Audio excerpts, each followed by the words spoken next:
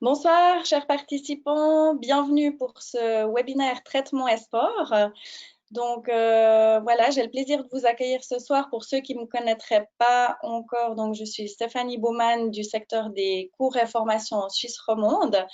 Et donc là, je vais juste très brièvement vous expliquer le programme. Donc, on aura deux intervenants ce soir. Donc, en première partie, il y a Renaud Dupaquier qui va faire une présentation sur l'actualité des traitements et qui dira un petit mot aussi sur le Covid, donc lié toujours à la sclérose en plaques. Et ensuite, on aura Dr Banzi qui reprendra la deuxième partie et qui parlera d'un entraînement spécifique lié à la sclérose en plaques.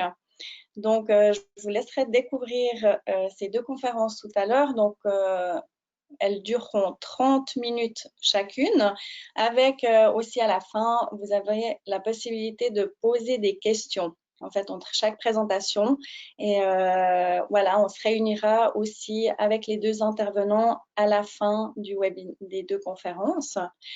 Donc, pour poser vos questions, vous pouvez le faire par écrit. Donc, pour ça, vous avez une petite flèche orange en haut à droite de votre écran et si vous cliquez dessus, vous avez un onglet questions. Donc, à l'intérieur de cet onglet, vous pouvez après écrire votre question et moi, je serai aussi à chaque fois avec les intervenants pour faire parvenir vos questions et eux, ils vous répondront en direct. Donc voilà, en tout cas, moi, je vous souhaite un très bon webinaire, de belles découvertes et puis je vous dis à tout à l'heure. Merci beaucoup. Donc là, on va se connecter avec Monsieur Dupaquier. Voilà, merci.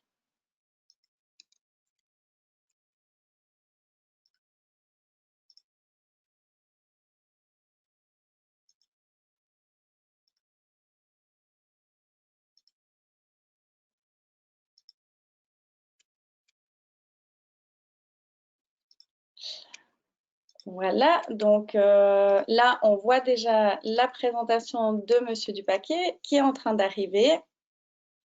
Voilà, bonsoir Monsieur Dupaquier. On ne vous entend pas encore, alors je pense que le son va arriver tout soudainement. Est-ce que vous m'entendez là? Voilà, parfait, oui. Très bien, Alors parfait. c'est parfait, donc bienvenue Monsieur Dupaquier et donc je vous laisse la parole et je vous dis à tout à l'heure. Merci. Alors, je minimise, voilà, parfait. Bonsoir tout le monde. Je suis très heureux de participer à ce webinaire et je remercie la Société suisse de sclérose en plaques pour l'invitation. Donc, c'est vrai que d'habitude, on le fait en présentiel à différents endroits de Lausanne et là, ce sera chacun devant son écran. On parlera d'ailleurs un tout petit peu des raisons pour lesquelles on est obligé de faire ça en virtuel, c'est-à-dire le Covid. Et j'en toucherai un mot avec les dernières actualités sur la sclérose en plaques et les traitements en général. Alors, voilà. Pour ceux qui étaient là l'année dernière, il y aura peut-être un petit peu de répétition sur ces premières diapositives, mais j'ai pensé que c'était important de le répéter, parce que je pense que c'est un message vraiment important dans la sclérose en plaques, c'est qu'en fait, depuis 30 ans, on assiste à des bonnes nouvelles dans cette maladie. Et je vous le démontre tout de suite. Excusez-moi.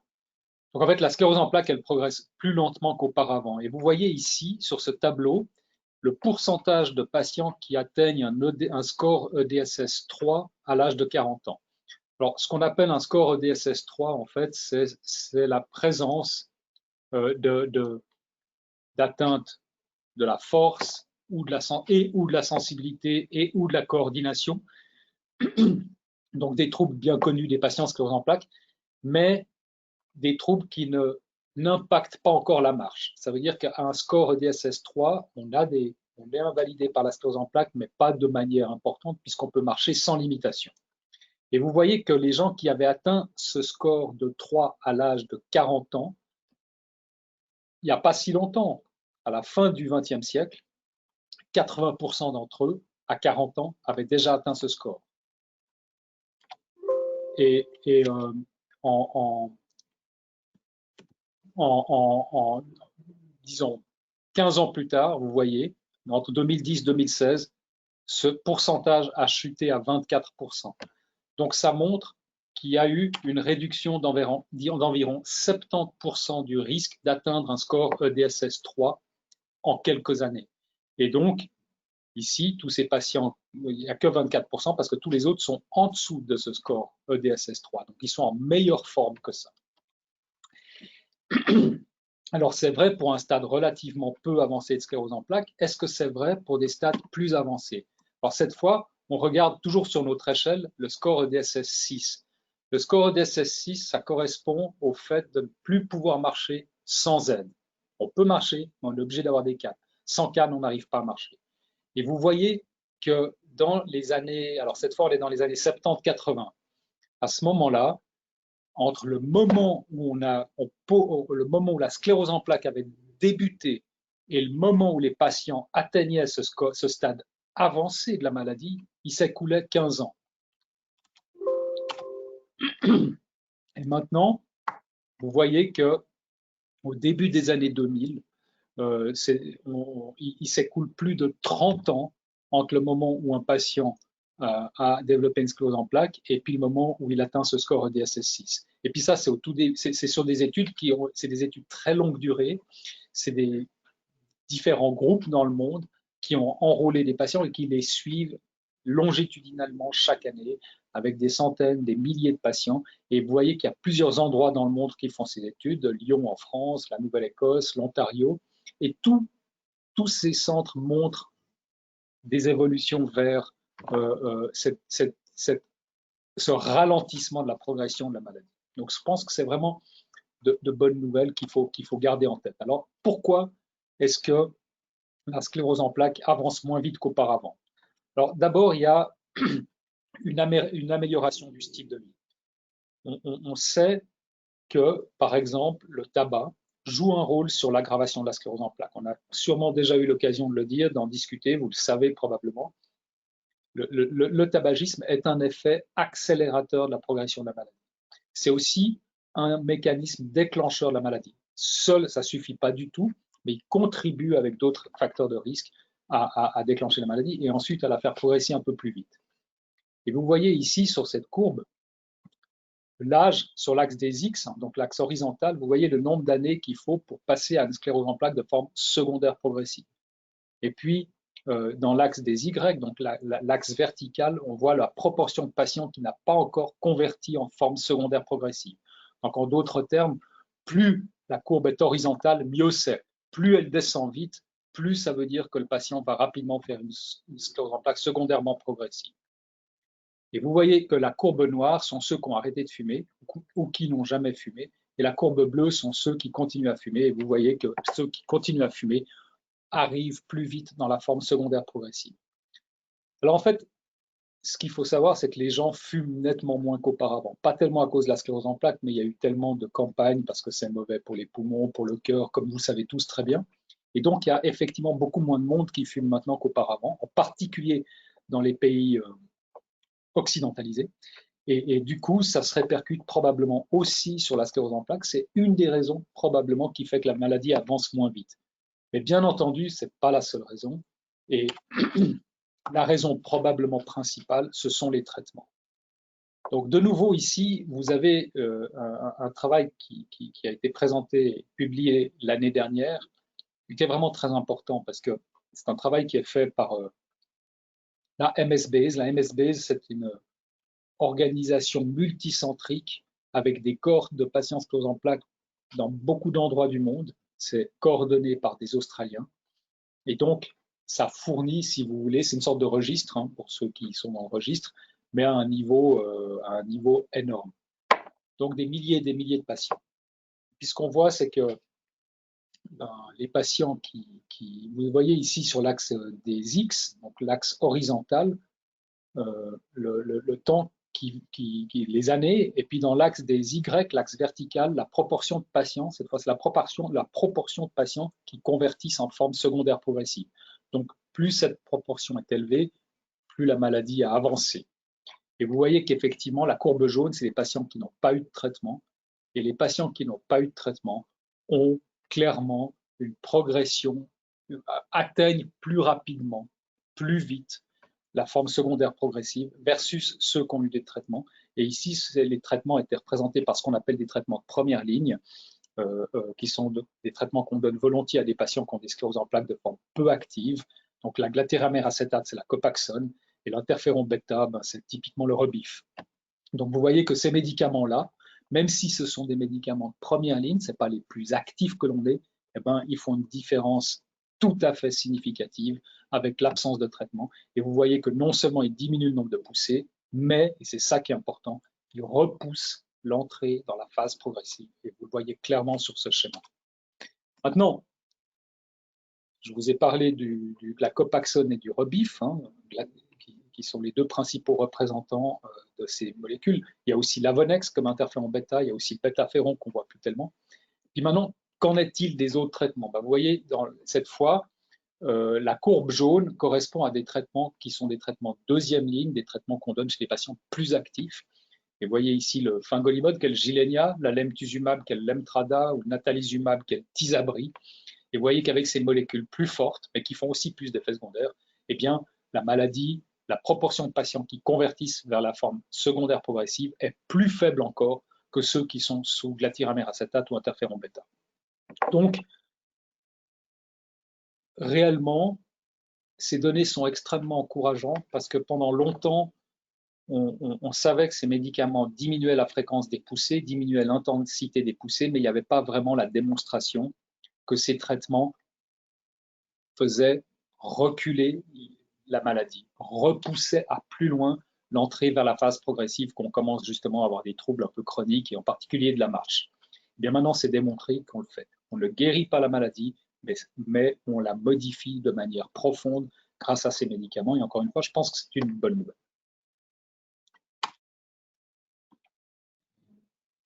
Alors, on parle des actualités thérapeutiques, donc je veux quand même vous mentionner les deux nouveaux les petits nouveaux venus dans la famille des traitements de la sclérose en plaques, et fait ces deux molécules qui ressemblent au Gilenya. Pour ceux d'entre vous qui connaissent cette molécule, donc ces deux molécules qui elles aussi agissent sur ce qu'on appelle les récepteurs 1-phosphate, sphingosine 1-phosphate, et qui donc se lient à ces récepteurs et permettent, en résumé, permettent aux cellules, aux globules blancs autoréactifs de ne pas atteindre le cerveau parce que ça séquestre ces globules blancs réactifs dans les ganglions lymphatiques en périphérie, mais hors du cerveau. Donc voilà, on protège le cerveau en donnant ces molécules. Alors, la première molécule, elle s'appelle l'ozanimod. Le nom de marque, c'est le Zeposia. C'est un traitement qui vient de sortir, qui est disponible et qui est donc un nouveau traitement pour la sclérose en plaques de forme poussée-rémission. Et vous voyez ici qu'il a été comparé dans nos fameuses études de phase 3, donc les études où on enrôle en général 1000 à 1500 patients, et puis on donne à la moitié des patients la molécule qu'on teste, ici en orange l'ozanimod, et puis à l'autre moitié des patients, on leur donne un traitement ici reconnu pour la sclérose en plaques, l'interféron bêta 1A, qui est l'Avonex. Et vous voyez que par rapport à l'Avonex, il y avait une réduction significative, ce qu'on appelle statistiquement significative, du nombre de poussées par année. Et puis, c'était vrai dans deux études, parce qu'il y a eu deux études qui ont été faites, Sunbeam et Radiance.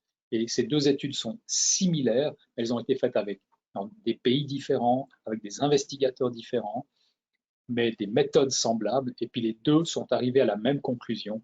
Vous voyez dans ces deux études qu'il y a une baisse d'environ 40-50% de la fréquence des poussées. Donc ce traitement, le Zeposia, c'est un traitement qui ressemble beaucoup au Gilenya. Il a le même mode d'action. Il est peut-être un petit peu plus spécifique que le Gilenya. Et en particulier, il semble faire moins d'effets potentiellement ralentisseurs au niveau du rythme cardiaque. C'est pour ça qu'avec ce traitement, il n'y aura pas besoin, lorsqu'on commence le traitement, d'avoir le patient qui reste toute une journée à l'hôpital pour surveiller sa fréquence cardiaque pendant 6 heures. Pour ceux d'entre vous qui êtes sous Gilenya, vous voyez ce que je veux dire. Avec celui-ci, ce n'est plus nécessaire. En termes de mode d'action, c'est évidemment difficile de le comparer au Gilenya, puisqu'il n'y a pas eu une comparaison côte à côte, si l'on veut bien. Mais on peut imaginer qu'on est à peu près dans les mêmes genres d'efficacité. Et puis alors il y a un deuxième traitement, toujours dans la même famille que le Gilenya, qui est arrivé. Alors là, ce qui est intéressant, c'est que c'est un médicament, c'est le premier médicament depuis longtemps qui est reconnu dans la phase secondairement progressive, donc la phase plus avancée. Ce médicament, il s'appelle le Siponimod, nom de marque Myedzant, et c'est un médicament qui a été déjà accepté par Swissmedic et qui va être disponible et remboursé dès la semaine prochaine, dès le 1er décembre. Donc, comme je vous l'ai marqué, c'est un traitement qui est la même famille que le Gilenya, et il est alors, si vous reprenez à gauche le schéma, hein, toujours le même type de schéma, vous voyez que l'on a en bleu les patients sous Siponimod, en rouge les patients sous placebo. Cette fois, ce n'est pas un comparateur actif, c'est du placebo. Et dans l'axe des X en bas, le nombre de mois qui s'écoulent, et dans l'axe des Y en vertical, les patients qui ont une progression de la maladie. Et vous voyez que ceux qui sont en bleu, donc ceux qui ont pris du Siponimod, il y en avait moins au bout de 36, 42 mois, il y en avait moins qui avaient atteint une progression de la maladie que ceux qui sont en rouge. Cette différence, je vous laisse la juger, elle est significative et elle est en particulier marquée chez les patients qui ont une forme secondaire progressive, mais avec encore des poussées. Donc, si vous voulez, les patients qui sont au début de leur phase secondaire progressive. En revanche, chez les patients qui ont une forme secondaire progressive depuis longtemps, qui n'ont plus de poussée depuis des années, probablement que l'efficacité du médicament, là, elle n'est pas significative.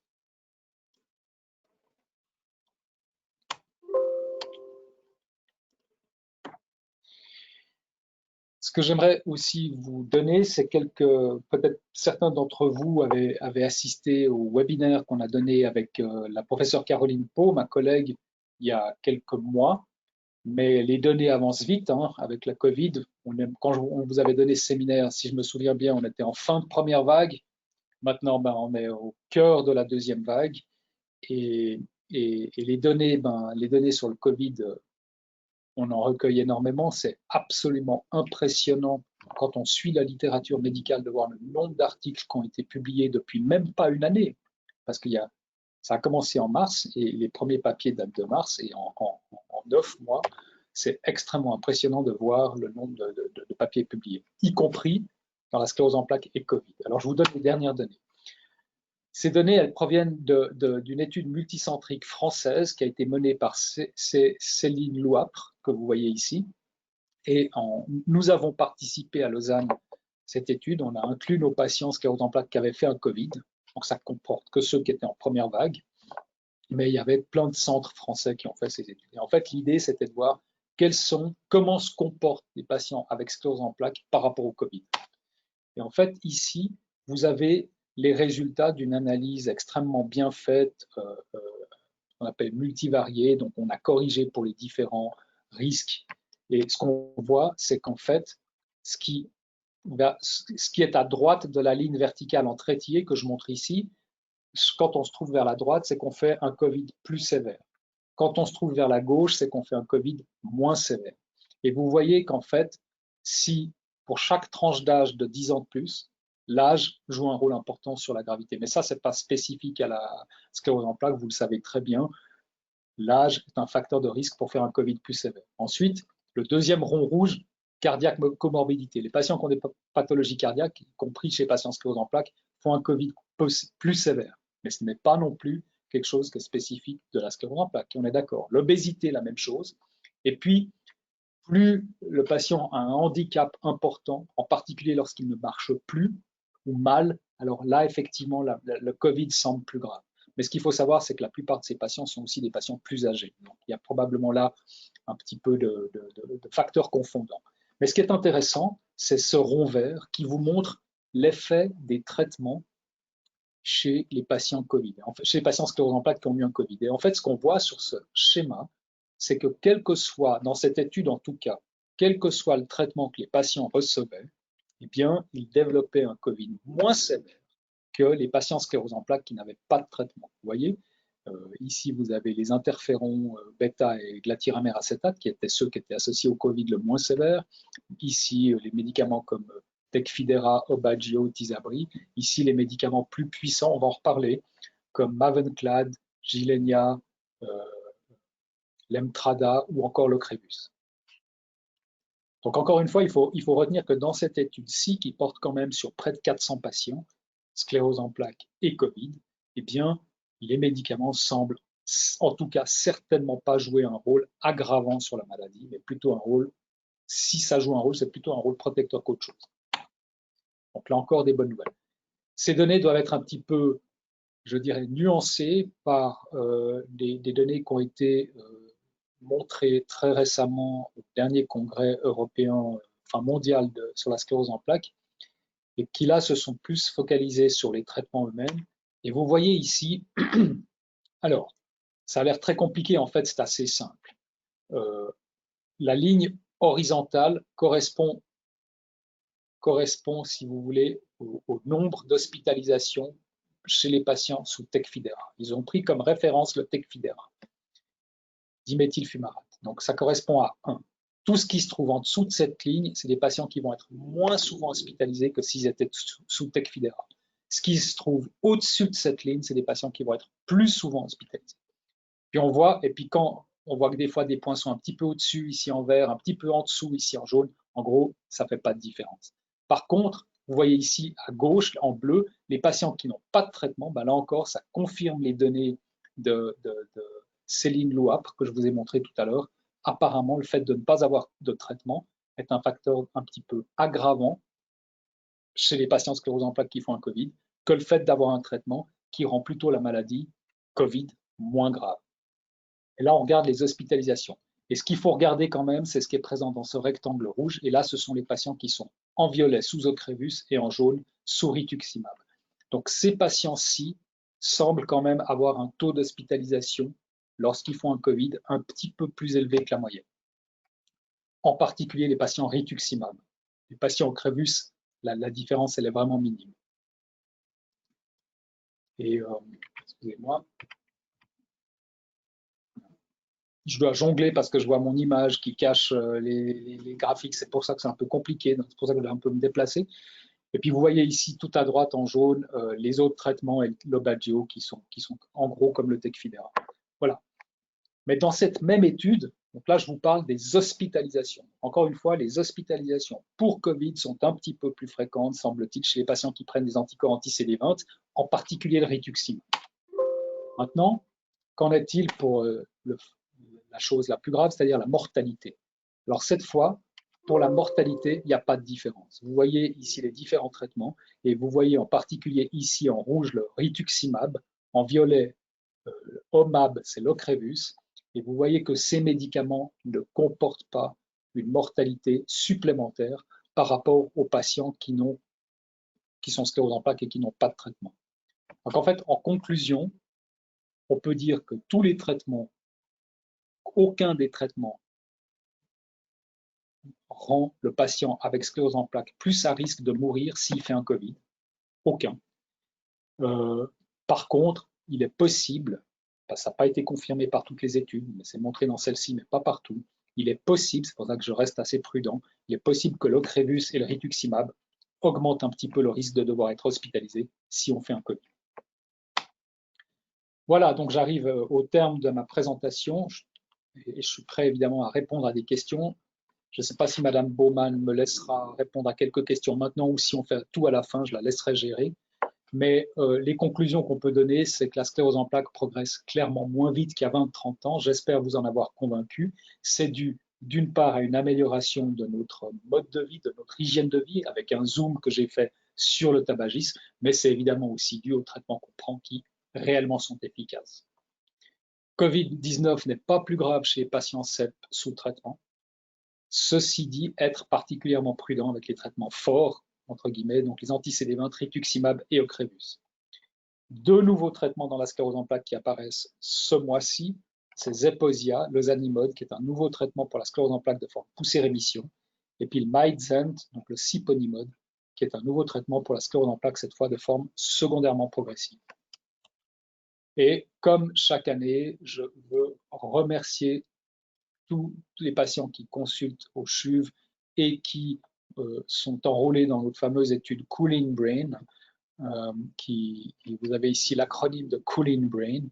et qui comporte maintenant plus de 1800 sujets avec énormément d'échantillons. Et c'est grâce à votre contribution, à votre participation, que l'on peut, avec Marie Théaudin et avec Caroline Pau, mener de nombreuses recherches, aussi bien cliniques que plus fondamentales, pour essayer de mieux soigner et mieux comprendre cette maladie.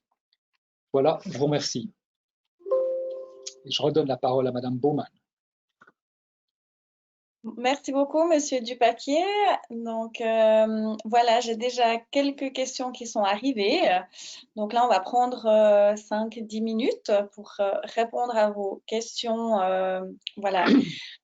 Donc, j'ai déjà une première question qui est la suivante. Certains traitements sont-ils comparables à la chimiothérapie? Alors, oui et non. C'est-à-dire qu'il y a des traitements qui peuvent, par exemple, le rituximab, c'est un traitement qu'on donne volontiers, qui est un composant qu'on retrouve dans plusieurs chimiothérapies. Mais la grande différence entre les chimiothérapies et les traitements de la sclérose en plaques, c'est dans la sclérose en plaques, on donne toujours qu'un seul traitement à la fois, alors qu'en chimiothérapie, on donne plusieurs traitements. En général, par exemple, quand il y a du rituximab, il y a plein d'autres traitements qui sont très immunosuppresseurs. Et donc, le cumul de tous ces médicaments fait que les patients sous chimiothérapie sont beaucoup plus immunosupprimés que les patients sclérose en plaques. D'accord, merci beaucoup. J'ai une deuxième question. Donc, quel recul a-t-on sur le danger du médicament Siponimod? Alors, je vais être très franc, moi je ne l'ai encore jamais utilisé. Hein, il vient d'arriver. Nous, on n'était pas dans les études cliniques qui avons utilisé ce médicament, mais on a eu peut-être un ou deux patients, si peut-être deux, trois patients, mais très peu. Donc, personnellement, j'ai peu d'expérience. Mais après, l'expérience, elle est dans les publications. Et pour répondre rapidement à votre question, je dirais qu'il doit y avoir 2, 3, 4, 5 000 patients qui ont reçu ce traitement jusqu'à présent. Au niveau des effets secondaires, on n'a pas vu pour l'instant d'effets secondaires particulièrement spectaculaires, hormis les habituelles augmentations du risque de faire des infections respiratoires hautes comme des bronchites, éventuellement des infections urinaires, mais peu de choses pour l'instant. C'est vrai, on manque de recul sur le long terme, mais voilà, les autorités de mise sur le marché ont quand même considéré qu'il y avait suffisamment de données pendant suffisamment longtemps chez suffisamment de patients pour pouvoir le mettre sur le marché. Merci beaucoup. Quel est le lien entre le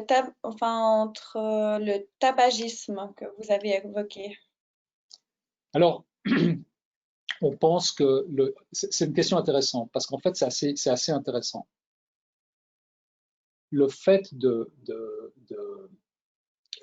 je ne sais même plus comment on appelle ces machins où on fume, c'est le remplacement de la e-cigarette, si vous voulez bien, où les patchs de nicotine n'augmentent pas du tout le risque de sclérose en plaques.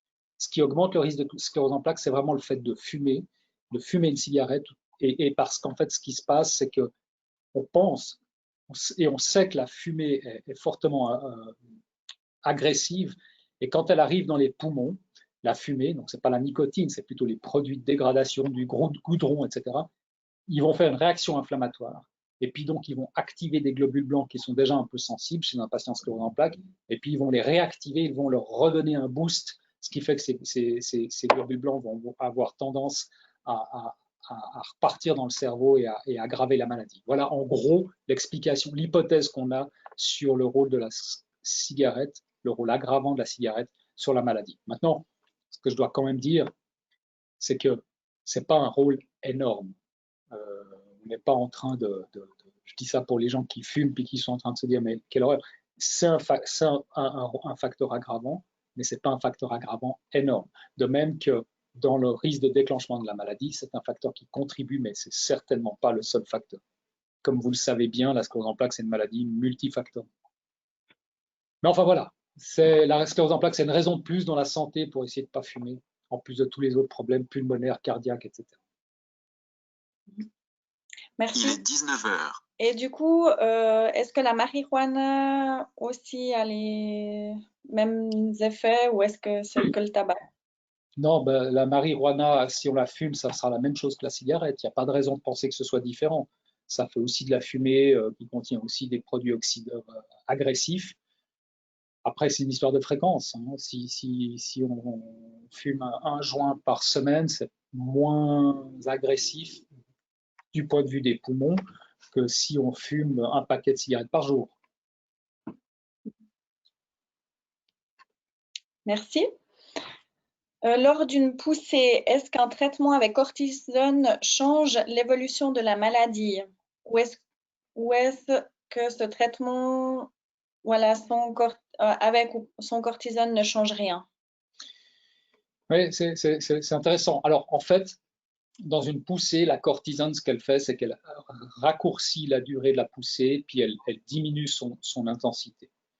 Donc, par exemple, un patient qui perd la vue d'un œil, enfin qui a une névrite optique rétrobulbaire, hein, qui est une manifestation fréquente de la sclérose en plaques, avec une vue qui diminue, si on lui donne pas de sclérose en plaques, si on lui donne pas de cortisone, il va mettre plus de temps à récupérer que si on lui donne la cortisone. Donc, la cortisone raccourcit la durée des symptômes, mais ce n'est pas un traitement de fond de la maladie.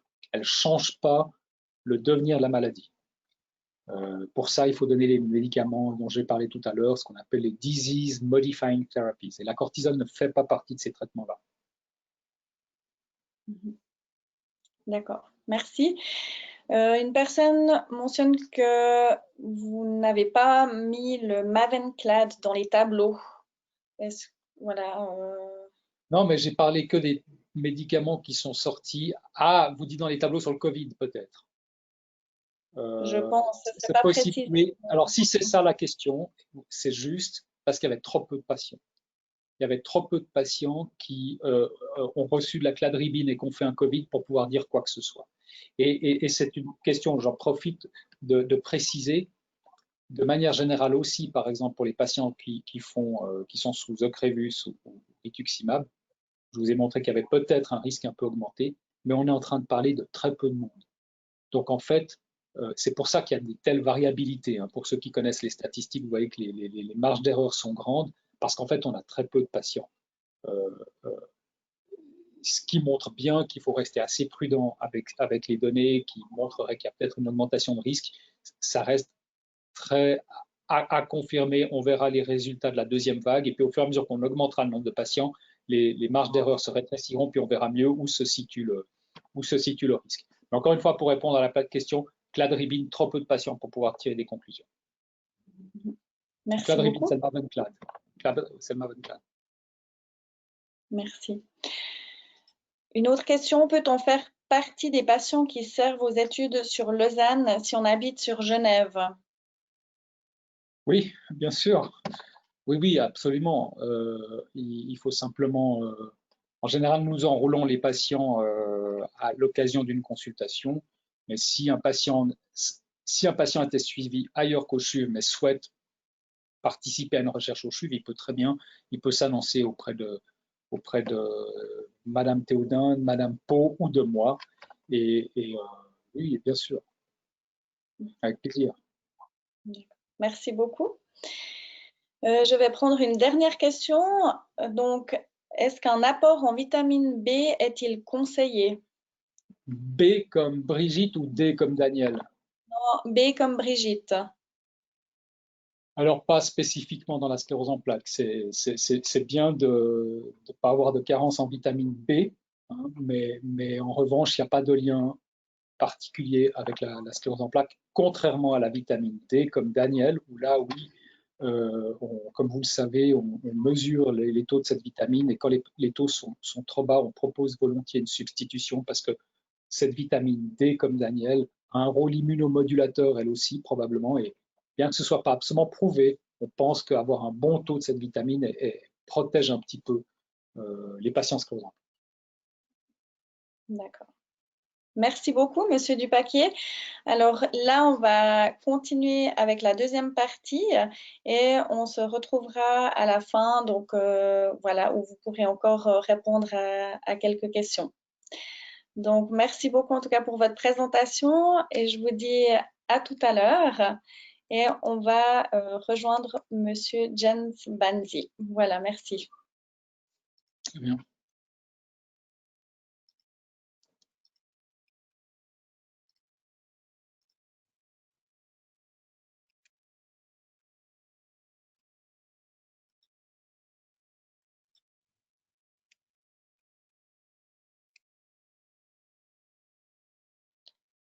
Voilà, donc on voit déjà la présentation. Alors, on ne vous entend pas encore. Voilà, et on ne vous voit pas encore non plus. Euh, ah, Monsieur Banzi, vous m'entendez? Oui, je vous entends. Oui, alors on vous entend, on voit votre présentation et voilà, on vous voit, c'est parfait. C'est pas Donc, bienvenue. Alors, voilà, on voit juste pas, enfin, on voit votre écran, par contre, la mais présentation est pas la partie. présentation. Alors, je vais Donc, voir où c'est parti. Euh, euh, Parti. C'est où? Ah, voilà, ah, voilà, c'est là. c'est bon. Voilà, donc en tout cas, bienvenue pour cette deuxième partie. Et puis, donc, je vais vous laisser la parole et je vous dis aussi à tout à l'heure. Merci beaucoup, Madame Baumann, et bonjour. Et aussi, pour ma part, je vous souhaite sincèrement la bienvenue à notre webinaire ce soir. Moi, je m'appelle Jens Banzi et je travaille maintenant depuis plus que 16 ans. C'est presque un dino, certainement un vieux lapin à Valence. C'est un centre rééducation situé à l'est de la Suisse, presque sans Galles. Et je suis dans la situation heureuse de travailler depuis 2014, 50% dans la recherche et 50% pratiquement dans les thérapies. Alors ça, c'est vraiment une bonne chance. Et mes recherches examinent les pressions aiguës à haute intensité. On va voir ce soir dans les personnes sclérose en plaques. Et puis, je suis très, très ravi de vous dire ce soir ce qu'on fait bien de la science, de la recherche, des exercices dans les montagnes de l'Est.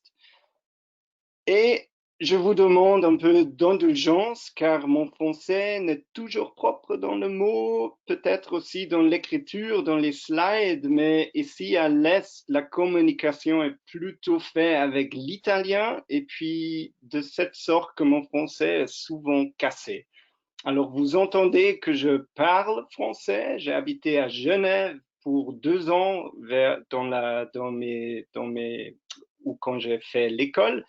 Et puis, mais vous écoutez de l'autre part que je perds le français car c'est plutôt en ce moment l'italien.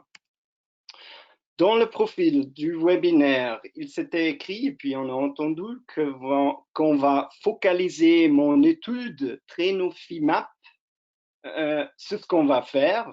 C'est vraiment promis. Mais aussi, je voudrais mettre l'accent sur ce que vous pouvez faire concrètement. Donc, la première partie, on va pencher plutôt sur des mécanismes de l'activité physique, c'est ce qui se passe dans le cerveau, avant d'aborder dans le deuxième partie ce que vous pouvez faire à la maison dans un cas vraiment concret. Alors, une bonne mélange de tous. Ce que nous savons que c'est une formation active fonctionne. Vous pouvez voir ici le nombre d'études ici qui étudient pour le diagnostic neurodégénératif l'entraînement actif et vous pouvez voir très impressionnellement que ce nombre va à partir de 2002 exponentiel à la hausse. Et puis, ce n'est pas seulement le cas pour la sclérose en plaques, mais pour tous les diagnostics neurodégénératifs. Ces effets sont encore plus prononcés pour des diagnostics plus connus, ça, il veut dire l'attaque cérébrale ou le cancer, car il y a beaucoup plus de personnes touchées. Alors, si on va dans les sciences, dans les recherches, les groupes de travail sont rarement d'accord, mais depuis 10 ans, ici, c'est vraiment le cas qu'une formation ou le training fonctionne.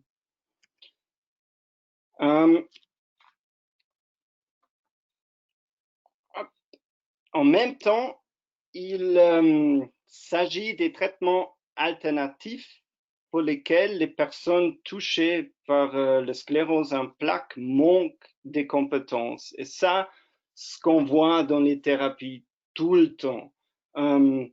Moi, comme un expert, je ne dois pas besoin de dire à une personne concernée quel médicament elle doit prendre, comme et quand.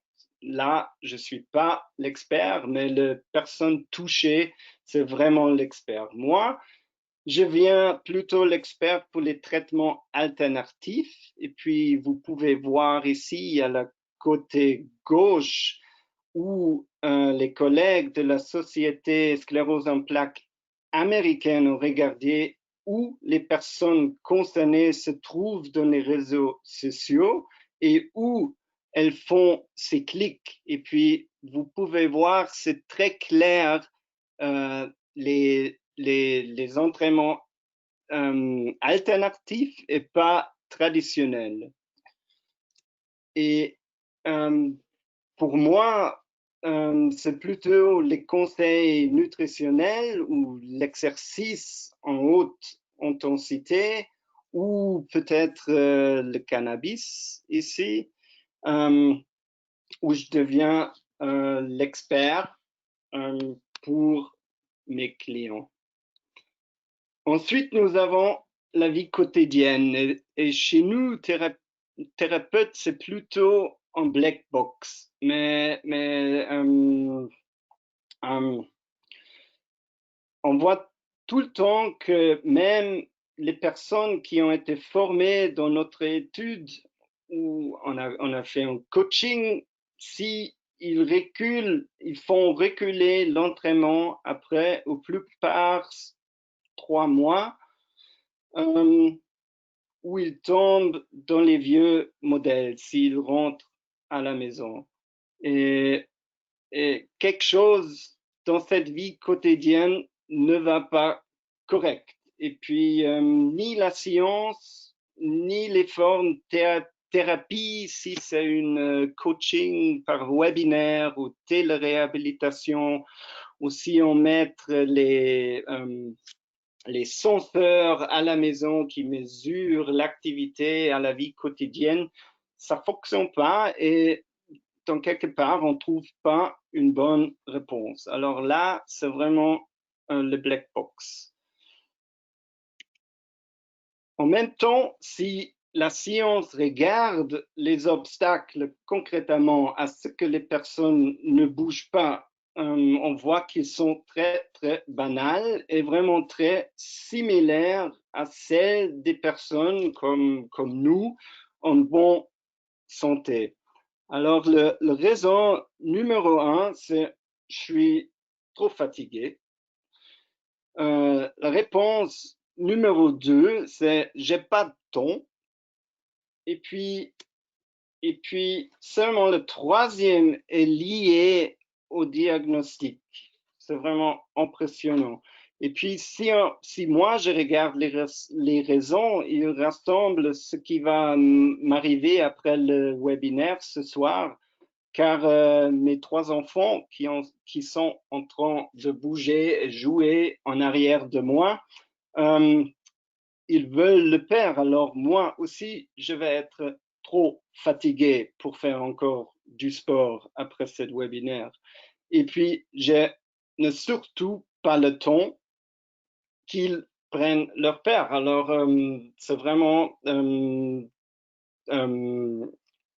oui, c'est clair que ces raisons sont normales et vraiment très simples. Et puis, c'est cette part de cette l'inactivité, c'est ce qu'on a à voir, qui est toujours en risque. Et puis, c'est cette l'inactivité dans cette vie quotidienne qui sera vraiment toxique. Et surtout là, quand ils viennent chroniques, car on voit qu'ils provoquent des processus inflammatoires et qui à son tour mène à la neurodégénérescence. On voit ça ici. Mais le problème que nous avons maintenant est que les deux facteurs, l'inflammation et le neurodégénérescence, sont déjà primordialement prédéterminés par le diagnostic. Alors, c'est ça vraiment le problème. Et puis maintenant, on peut dire, on ouvre en sens une autre flanc secondaire qui, à son tour, provoque l'inflammation et la neurodégénérescence. Et puis, les deux facteurs, ils cumulent naturellement immédiat. Alors ça, c'est vraiment important. Et puis, c'est ça que je fais ici, cette ligne blocage, il est vraiment, c'est vraiment important d'essayer de se bouger. On a peut-être en arrière de la tête les 10 000 pas que le WHO donne en sorte de counseling. Le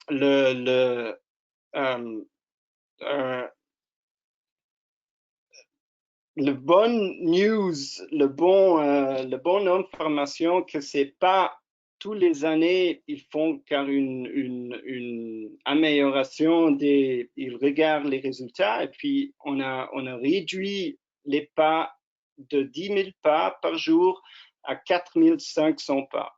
Alors c'est ça quasiment la barrière ici, c'est 4 500 pas qu'on peut mettre dans la tête, que c'est important de au moins faire ces 4500 pas. Ici, je compilais très brièvement les 10 pannes qui se produisent par cette inactivité chronique. Si je viens dessous ces 4500 pas. Alors, c'est le premier qui va se changer, c'est les forces musculaires.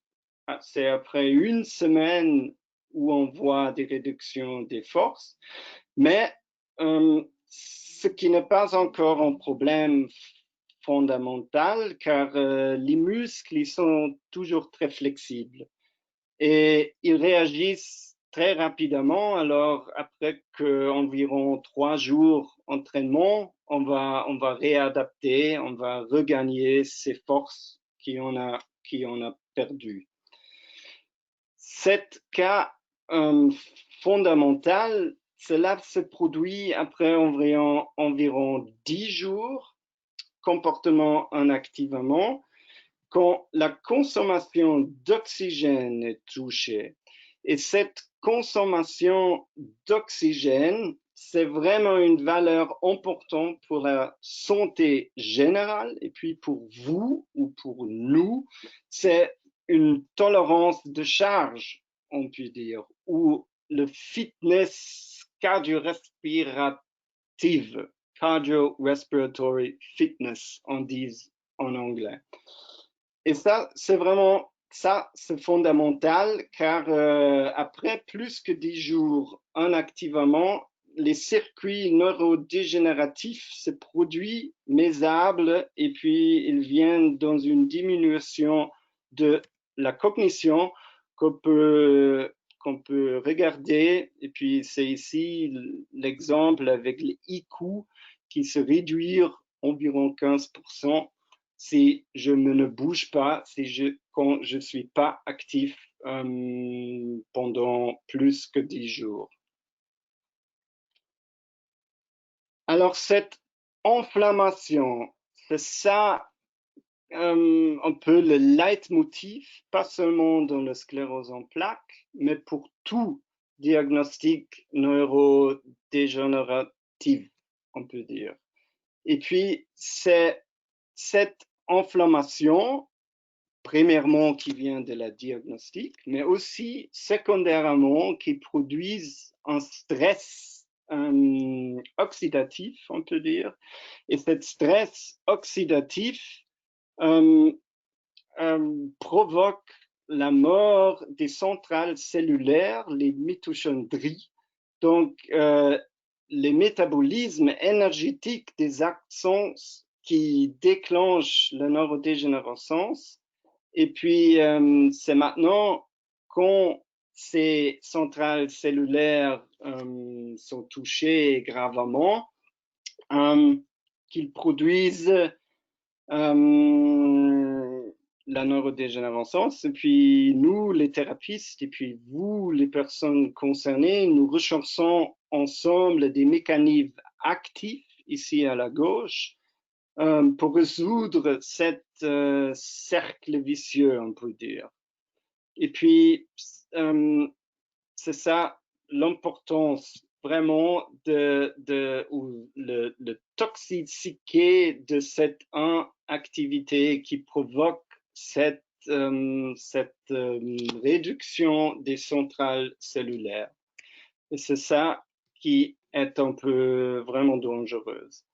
Et puis malheureusement, les nouvelles études montrent que cette inflammation primaire, on peut dire, qui vient de la diagnostic, a terminé un pilote très important de la fatigue CEP, si on peut dire. Et influençant, et ce qu'on peut influencer, c'est seulement un petit bout, cette carré métacognition, c'est ce qu'on peut influencer. Et c'est le niveau ici, mettez en rouge, où nous voyons souvent pendant un stagiaire éducatif qui nous augmentons la confiance des personnes concernées avec l'entraînement. Et puis le gros parti est influencé de l'information et puis on ne peut pas changer le diagnostic. On n'a pas trouvé des responsables stratégies, médication pour aller contre cette inflammation. Et puis l'entraînement, c'est seulement la confiance du corps, et puis on améliore cette confiance du personne concernée, et puis on fait une agrandissement du fitness. Bon, pas plus, malgré cette cardio-respiratory fitness, le fitness reste un paramètre principal, on peut dire chef de l'entraînement. Cet paramètre offre des stimuli importants pour le métabolisme cérébral. On voit ici que le don normal du temps conduit à une perte naturellement non seulement du fitness, mais aussi des structures du cerveau. Ici, c'est le hippocampe, et puis l'hippocampe est un espace vraiment très important pour la mémoire, le long terme et l'apprentissage des mouvements. Alors, le plus vieux, le moins de cette structure. Mais si ces personnes âgées font l'entraînement, on voit que cette personne âgée regagne ses structures premièrement perdues, il regagne concernant le niveau du fitness. Alors, le plus fit l'âgé, le plus haut cette structure du hippocampe. Alors ça, c'est vraiment une très importante nouvelle, car dans notre cerveau, il passe toujours quelque chose. Et puis, c'est le slogan « use it or lose it ». Et puis ça, c'est vraiment très important d'utiliser, de donner le stimulus, de charger le cerveau avec un stimulus pour stimuler cette plasticité, qui veut dire cette transformation et dégradation active dépendant de ce que je fais. Alors ça, c'est vraiment important.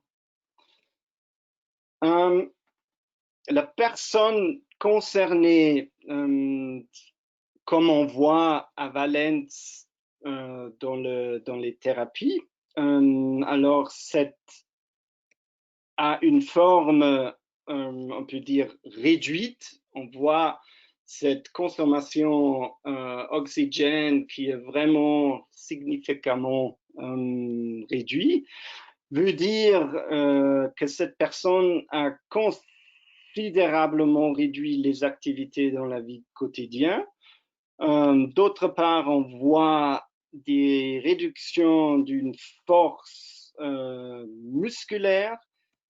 On a entendu du professeur Dupasquier qu'on attrape ce risque plus élevé cardiovasculaire.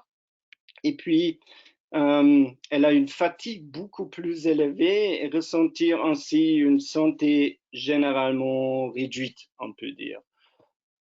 Pour faire un petit vidéo, c'est ça quasiment le summary de cette personne.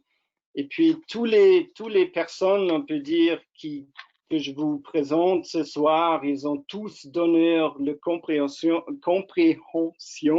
puis vous souhaite une agréable webinaire.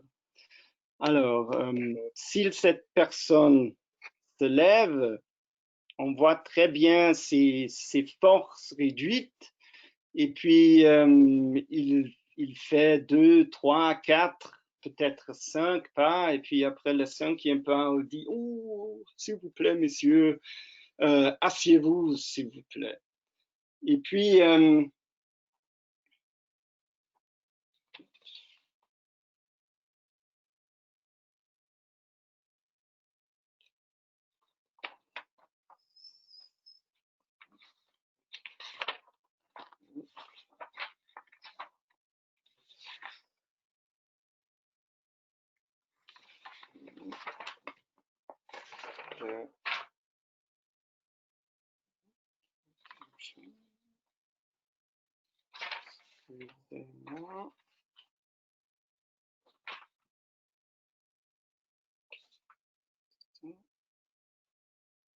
Bon, la question maintenant que je vous propose est qui pense qu'on peut charger cette personne ou son limite maximale, au maximum? Je vous donne la réponse tout de suite et puis je demande un peu de patience encore. Alors, si on veut entraîner les personnes concernées, comme le monsieur qu'on a vu, c'est très, très, très important de définir les objectifs. Si vous avez un objectif, c'est plus facile que vous pouvez vous motiver de faire un entraînement en base régulièrement. Et puis cette régularité, excusez-moi, est vraiment important. Est vraiment important. Et hop, voilà. Si on peut mettre les objectifs, on peut voir cette différence. Alors, c'est le même monsieur qui est en train de faire un test maximal. On voit dans notre cas que peut-être les mouvements qu'on fait sur une bicyclette sont plus facilement tolérés que les mouvements pas, s'ils marchent. C'est plus ou moins réduction dans un étage musculaire. Et on voit le monsieur qui arrive à 150 au battement du corps, il arrive à presque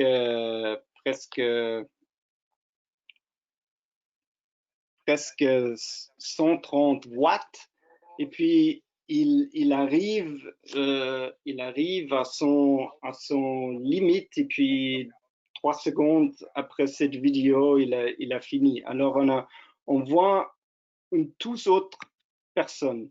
Et puis, c'est là qu'est vraiment aussi important que cet entraînement aussi, cet entraînement avec des résistances un peu plus haut n'a aucune influence sur le taux de poussée. Et puis, les poussées CEP ne sont jamais les causes d'une poussée. Aussi, les contraintes plus intensives ne sont pas nocives. Et puis on a vu, ils sont très, très, très bien tolérés. Et puis, c'est plutôt semblable au disque vertébré. La manœuvre de l'exception des chaussures ne sera jamais la cause d'un éclaquage du disque. C'est plutôt le travail plus long dans des positions défavorables qui fait dégénérer les disques. Alors, c'est ça un message vraiment, vraiment important. Et si on peut mettre les objectifs, on voit que aussi les personnes concernées peuvent réussir ces objectifs. Alors ici, c'était un tour qui est fait par une société. Et puis cette société, les deux sont les présidents de cette société. Et puis chaque année, ils font un tour en bicyclette de Francfort à Zurich. Et puis l'1% sur le vélo, il est avec un EDSS, il est touché modérément, on peut dire. Et puis l'autre, c'est un peu plus que modérément. Et puis cette score, on a entendu du monsieur Pasquet, les EDSS, c'est un score le plus haut, le plus affecté, la réduction de toutes les fonctions. Alors, eux, ils ont cyclé de Francfort à Zurich et puis je les ai accompagnés un peu scientifiquement et puis on a vu qu'ils ont bien toléré. Et puis dans notre tour, ils étaient en train de quasi réorganiser les énergies plus efficacement après le tour. Et puis là, c'est toujours impressionnant avec cette société et ce tour, et c'est la plus efficace motivation pour les personnes touchées. Si c'est une personne touchée qui fait ce tour. Alors, cette étude Trinofimab en sens que l'entraînement et les médications, on a pu montrer qu'un entraînement vraiment haute intensité avec un entraînement une minute, alors acute, 3 fois par semaine était plus efficace qu'un entraînement, on peut dire 5 fois par jour. Chez nous, c'est tous les jours, de lundi à vendredi, 30 minutes avec 70% du battement du corps. Alors, c'était presque 50% moins de temps, mais presque 20% concernant la consommation, le fitness, plus que presque 20% plus. Alors, les deux groupes peuvent agrandir leur fitness, mais dans cette groupe dite, c'était un peu plus efficacement toléré. Alors, c'était plus 20% de plus. Et c'est ça qui est très important. que vous changez les méthodes, pas toujours continuellement, mais un jour, prenez peut-être 1 minute et puis vous marchez plus vite. Ou vous cyclez dans 1 minute et demie un peu plus fort. C'est ça le message. Et puis c'est clair que la science et puis la recherche, ils font ces bonnes histoires. Alors on augmente la situation fitness, en même temps l'apprentissage verbal ou les fonctions exécutives, les erreurs qui est performées dans une test spécialement pour ces fonctions exécutives. Et puis en même temps, on a baisé, on fait une réduction de l'inflammation. Mais oui, mais c'est pour la science. Nos clients, cette histoire ne s'intéresse pas car il veut marcher plus long et puis il veut marcher plus vite. Et puis ces autres histoires, ils n'intéressent pas, on peut dire. Alors pour vous, c'est vraiment c'est important d'être actif et puis de changer l'intensité quand vous êtes actif. Alors pas toujours la même chose, pas toujours la même vitesse. Et puis, cette vidéo, c'est presque une séance HIIT. On peut s'imaginer une séance HIIT. Alors, une personne qui, pendant 1 minute et demie, cycle vraiment avec une force, une vitesse maximale, mais seulement pour 1 minute. À peu près comme ça. Et puis, oui, c'était une bonne histoire. On était dans le N77 et puis c'était vraiment, on était tellement fiers. Et puis on pu déclencher des autres études qui ont été financées par la société CEPT. Alors, c'est toujours un grand merci à les sociétés qui font financièrement pour les recherches, qui ouvrent ces histoires et puis que c'est possible de faire ces recherches. C'est vraiment très bien. Mais c'est clair que c'est difficile. Si j'ai pas le coach en derrière de moi qui écrit allez, c'est vraiment difficile d'aller au maximum. Alors c'est ça qui est clair. Et puis c'est pour ça qu'il faut être un peu plus pratiquement dans la vie quotidienne. Alors un très important message, c'est de varier vos exercices. Commençons de sauter, c'est très facilement sauter. Prenez une ligne et puis vous sautez si c'est possible. C'est clair que la sécurité est toujours en premièrement, on peut dire. Ou sauter dans un tremplin. Très facile. Et puis, vous commencez à bouger les gens, ou vous sautez simplement en eau. Et puis, varier les sauts, varier la vitesse, varier les rythmes. C'est très pratique, c'est très facile. Ou grimper sur une échelle, pourquoi pas, si ça marche. Vous demandez à votre épouse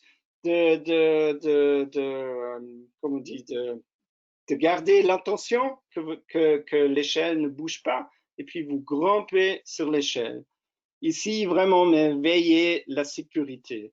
Si vous sautez dans un coin d'une chambre, par exemple, avec le dos sur le coin, et puis vous commencez à sauter.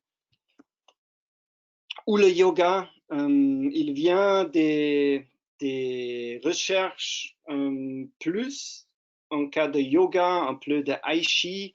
Puis ici, dans ce cas, on a regardé le yoga pendant 6 mois et puis ça a une influence sur la fatigue, une même influence que le vélo. Alors bravo, si on n'a pas si on veut pas cycler, si on a vraiment une peine avec cette cyclette, bon, vous faire le yoga, pourquoi pas? Bouger ou le boîte à kickbox exécuté pendant 5 semaines, 3 fois par semaine. C'est pas beaucoup. On a vu une amélioration de la qualité de la marche, par exemple, ou de l'équilibre. C'est clair que ces exercices, ils vont vraiment dans l'équilibre. Et puis, c'est juste pour dire que vous changez la vue. C'est pas seulement les machines résistance, ou c'est pas seulement les machines cyclées ou the rowing machine. C'est une variation très, très pragmatiquement. Ou très facilement refroidir. Prenez une douche avant d'être actif. Et puis, on a vu qu'avant ou après un entraînement, pour obtenir des unités plus longues, c'est de se refroidir. Et puis, ici, c'était la première étude sur le refroidissement qui était pratiquée par mon mentor, professeur Kesselring. Et puis, c'était performé à Valence. Et puis, c'est un problème où presque 70% des personnes concernées sont sensibles à la chaleur. Et ce phénomène est appelé le phénomène UTOF. Et puis, on a vu que cette conduite des nerfs est augmentée par ces refroidissements chauds. Ou escalader, grimper, c'est plus motivant que ces machines résistantes. Et puis on voit des développements force maximale qui sont pareils. Mais la motivation, c'est l'autre chose. Et puis c'est ça qui fait la différence, la motivation, de motiver les personnes concernées. Bon, je viens aussi lentement à la fin. Alors, le plus important message de cette histoire, que rester actif. Et puis, c'est pas vraiment avec une machine, mais rester actif pratiquement. Si c'est pratiquement effectué, c'est plus régulièrement. Et puis, c'est ça le clé, cette régularité.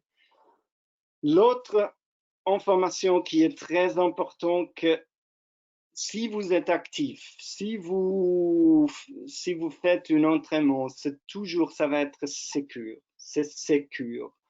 Les symptômes d'aggravation sont normaux. Et puis, il faut avoir un lien pour cet entraînement. Si vous avez un lien avec ces aggravations, dans 90%, ça va être un truc des muscles ou du nerf, un peu de sensation, mais après 30 minutes, ça va reculer. Malgré tout ça, on connaît encore très peu, et puis nous sommes probablement seulement à la surface. Et puis c'est précisément du côté l'axe du cerveau, du musculaire, qui va se produire beaucoup dans les années à venir. Et bon, on va voir. Et puis, avec cet message, je suis à la fin, et puis je donne un merci de votre attention, de votre patience avec mon français qui était vraiment pas propre dans des cas, mais j'ai essayé de me débrouiller. Bon, et puis merci à vous, vraiment, merci beaucoup.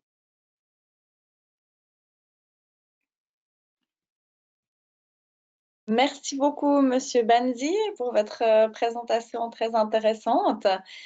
Donc, on va prendre un petit moment avant d'aussi rejoindre Monsieur Dupaquier juste pour répondre à quelques questions par rapport à votre présentation. Déjà, Oui. donc, j'ai eu à plusieurs reprises la question de justement, est-ce qu'il faut donc privilégier le sport, est-ce qu'il faut plutôt privilégier le sport d'endurance que la force? Non, il faut faire une mix. C'est toujours les deux qui font les deux sites construction. Et puis, on a besoin des deux. Et puis, la force, la résistance, c'est vraiment aussi très, très, très important, car avec pas de force, ça va être difficile de, de être actif dans la vie quotidienne. Et puis, on a besoin des deux. Alors, c'est l'endurance et puis c'est la résistance. Puis là, on voit que ça ferait vraiment une grande partie de détermination, de temps. Et puis, oui, c'est comme à la cloître de Dicentis. Et puis, oui, c'est ça. Mais c'est vraiment, c'est très, très, très important. Puis pour les concernés, plus important, car tous les systèmes sont moins flexibles, moins élastiques. C'est ça le problème. Oui. D'accord. Oui. Merci beaucoup. J'ai une autre question. Donc, vous avez parlé de refroidir son corps donc avant l'effort, mais faut-il le Voilà. faire aussi après l'effort? Oui, avant ou après. On peut aussi faire après si on a ces aggravations des symptômes, par exemple. On peut refroidir le corps. Alors, c'est ou avant ou après, ou les deux. On fait avant l'entraînement et puis après l'entraînement. D'accord. Merci. Ouais. Vous avez parlé du yoga aussi. Donc, il y a une question par rapport au yoga. Donc, quels sont les Ouais. effets du yoga sur la sclérose en plaques à long terme? À long terme, je crois que c'est ce qu'on fait. C'est ce qu'on va faire. Il faut la motivation, premièrement, et puis ça fait pas en grand chose entre ce qu'on fait. Alors, si je grimpe ou si je fais le yoga, le clé, c'est mon motivation, mon dédication de cette sort. Et puis, le yoga, c'est pareil. Ce sont des exercices, ce sont des positions en utilisant le pesant du corps. Alors, l'un dit yoga, l'autre dit pilates. À la fin du jour, c'est un peu, il y a beaucoup de similarités. Et puis, dans un autre cas, il y a comment on dit, il y a des, oui. Et à la fin du jour, il utilise les deux lots pour faire la cuisine, on peut dire. Ouais. Et puis, ce que je fais, c'est pas vraiment important. Il faut me motiver, c'est ça. Cette régularité, c'est ça qui est plus important. Ou si je fais le yoga, ou si je fais l'escaladé, ou si je fais le bicyclette. Mhm. Donc, il n'y a pas, pour rebondir sur une autre question, il n'y a pas d'activité qui est particulièrement recommandée pour la sclérose en plaques. Une activité Voilà. particulière. Oui, à la fin du jour, si je fais seulement le yoga, il me manque l'intensité, car il faut augmenter progressivement l'intensité. Alors, si je fais seulement le yoga, je vais rester sur un niveau.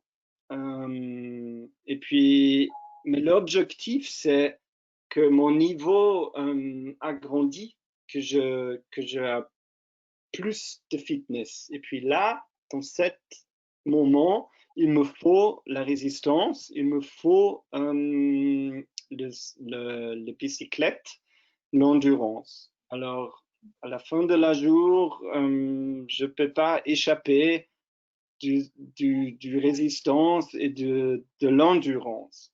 C'est ça le problème. Et le training, ce mot, le training est part d'une vie active. Alors, le plus important qu'être actif. Mais training veut dire que j'ai un objectif. J'ai un objectif et puis pour réussir cet objectif, il me faut un minimum de l'intensité. Et puis là, avec le yoga, de faire une standardisation, comment on dit, standardize, faire une de standardiser. Standardiser, voilà, si je veux standardiser l'intensité, c'est vraiment difficile. Et puis c'est plus facile avec les watts sur la bicyclette ou avec les kilos, les pounds sur les machines résistance. C'est ça le truc. Et oui, le training régulièrement et puis en vie active, oui, ça entre tous. Le job, le travail, tous mes pas que je fais, la circulation dans toute ma vie quotidienne, c'est la vie active. Et puis en top, en plus, 1 heure, on dit 150 minutes par semaine. Alors c'est à peu près 1 heure en top, cyclette ou résistance, idéalement. Mais il faut être pratiqué parce que le clé, c'est la régularité.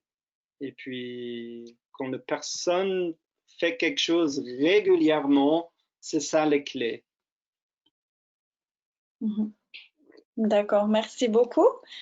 Donc là, je vais prendre encore 2 questions. Donc, voilà, une personne demande, donc, quand on marche pas bien, est-ce qu'il faut se forcer? Si on marche pas bien, on peut se forcer, mais il faut veiller la sécurité et puis surtout, il faut prendre des repos, des pauses. Et puis, on peut faire comme un intervalle.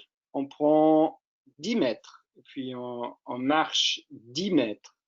On fait un repos. Et puis, on dit, OK, dans le prochain intervalle, je marche un peu plus vite ces 10 mètres. Et puis, je marche les 10 mètres plus vite. Et puis, je fais un repos. Et puis, c'est ça, on peut partager, on peut couper la distance en sorte de repos après quelques minutes ou après quelques mètres. Alors, il faut être en contrôle, c'est ça l'important. De ne pas se forcer tout, car si je suis en train de marcher, je suis dans la rue, je suis dehors, alors la sécurité, il faut respecter la sécurité. C'est bien de se forcer, mais pas trop. Restez pragmatique. Et puis, votre contrôle, c'est très, très, très important. C'est vous qui voulez rester en contrôle et pas le CEP, le sclérose en plaques. Et puis, si je force tous, et puis je vois que comment on dit, une chaise, c'est trop loin, oui, c'est pas la peine. Prendre le repos. Et puis, après 2-3 minutes, pour reprendre le marché.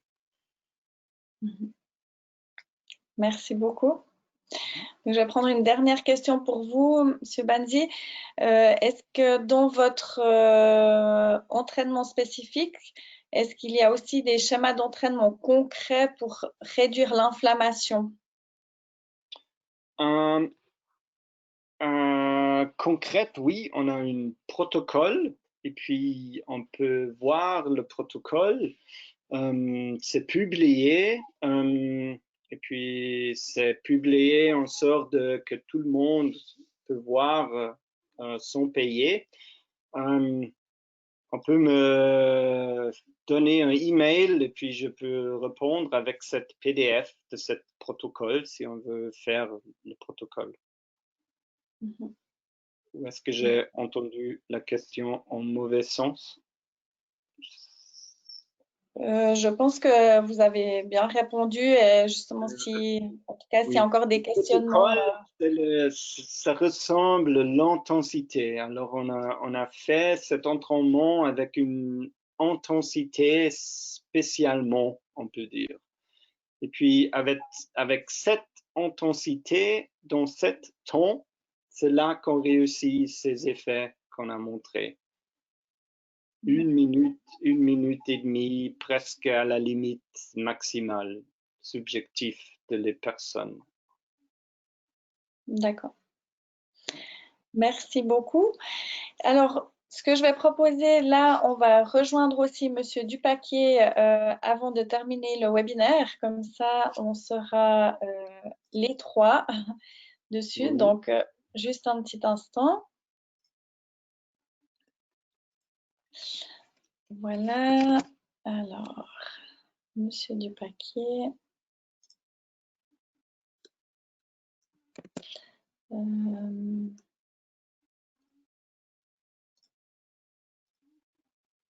Voilà, donc il devrait nous rejoindre tout prochainement. Voilà. On ne vous voit pas encore, Monsieur Dupaquier, mais je pense que ça va arriver. J'ai une question en tout cas pour les deux, en fait. Donc, on va peut-être déjà, en attendant que Monsieur Dupaquier arrive, je vais déjà vous la poser à vous, Monsieur Banzi, pour terminer le webinaire. Donc, pourquoi la sclérose en plaques entraîne-t-elle une perte de force musculaire, de votre point de vue? Et puis, on écoutera aussi le point de vue de Monsieur Dupaquier.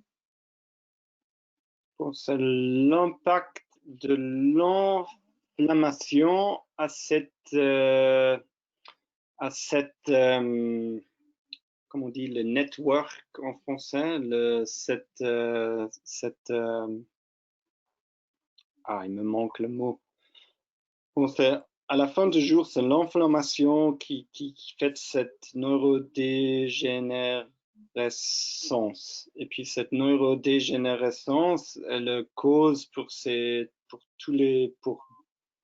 presque tous les symptômes de sclérose en plaques. Et puis un grand symptôme, c'est des pertes de force musculaire. D'accord. Ok, merci beaucoup. Alors, je pense qu'il y a un petit souci technique avec Monsieur Dupaquier. Est-ce que vous nous entendez? Non, pas encore. Alors, je vais juste réessayer encore une fois. On va voir si Monsieur Dupaquier peut nous rejoindre. Voilà, on ne vous voit pas et on ne vous entend pas. Mais voilà, heureusement, donc il a pu répondre à pas mal de questions déjà avant aussi. Donc voilà, le webinaire a été un petit peu prolongé. Donc en tout cas, moi je voulais vous remercier, vous, Monsieur Banzi, et aussi.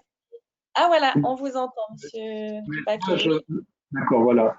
Bon, moi, Voilà. je vous entends, je vous vois, mais Oui, alors nous on vous entend mais on ne vous voit pas. Donc c'est pas grave, mais en tout cas on vous entend là. On vous entend. Et c'est vrai que du coup on voulait juste je voulais juste vous poser par rapport à une personne qui a demandé pourquoi la sclérose en plaques entraîne-t-elle une perte de force musculaire. Voilà, c'était aussi d'avoir votre point de vue. Ça rejoignait une question pour les deux.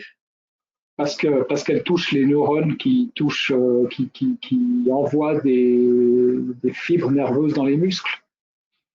C'est ça en fait, c'est que c'est d'une manière ou d'une autre, le circuit qui part du cerveau et qui va jusque dans le muscle est touché, en général au niveau du cerveau ou de la moelle épinière, et c'est ça qui fait que le muscle reçoit moins d'afférences neurologiques et ça lui donne, ça cause la faiblesse. faiblesse qui doit être compensée par l'entraînement dont a parlé le docteur Bensi. D'accord. Ben, merci beaucoup. En tout cas, donc là, on vous voit les trois, en fait. Enfin, les deux, voilà, tout est affiché, c'est bon, on vous voit. Donc, moi, je voulais encore vraiment vous remercier pour ces deux présentations. Aussi, vous remercier les participants d'avoir suivi l'ensemble de la soirée. Et donc, voilà, s'il y a d'autres questions, n'hésitez pas encore à nous les faire parvenir par email. Et sinon, nous, on a aussi notre infoline qui est justement ouverte du lundi au vendredi de 9h à 13h. On a une équipe d'assistantes sociales, on a aussi notre infirmière qui peut répondre à certaines de vos questions. Et sinon, on se mettra aussi en contact avec vous si voilà, un participant a besoin encore de plus d'informations. Donc voilà, en tout cas, moi, je voulais aussi vous remercier. Avant de quitter le webinaire, je voulais juste encore vous dire qu'on avait un cycle de sport, justement, qui est encore en ligne là pour ce jeudi. Et donc, ça sera de 16h à 16h45 et il sera suivi d'un webinaire sur la résilience avec un psychologue, Dr. Rieder, qui aura lieu donc de 17h à 17h45 le 26 novembre. Et ensuite, début décembre, on a encore aussi un webinaire avec la Dr. Caroline Pau sur le microbiote intestinal et la sclérose en plaques. Donc, tout se trouve en ligne sur notre site internet, donc sur www.sclérose-plaque.ch. Et voilà, on va aussi reprendre aussi, si c'est possible, des cours et formations en présentiel. Donc, il se trouve aussi déjà sur notre site internet. Et voilà, tout dépendra de l'actualité. Et sinon, on continuera avec plein de webinaires variés. Donc, en tout cas, je vous remercie encore pour cette soirée. Merci, Monsieur Bandi. Merci, Monsieur Dupaquier, pour vos conférences. Et puis, voilà. Donc, je vais vous laisser encore la parole avant de quitter le webinaire. Alors, merci à vous pour l'organisation de la Société suisse de sclérose en plaques et puis en espérant avoir été clair, toujours à disposition s'il y a des questions pour y répondre et à bientôt. Merci beaucoup. Merci beaucoup. Merci, bonne soirée à tout le monde. Au revoir. Bonsoir.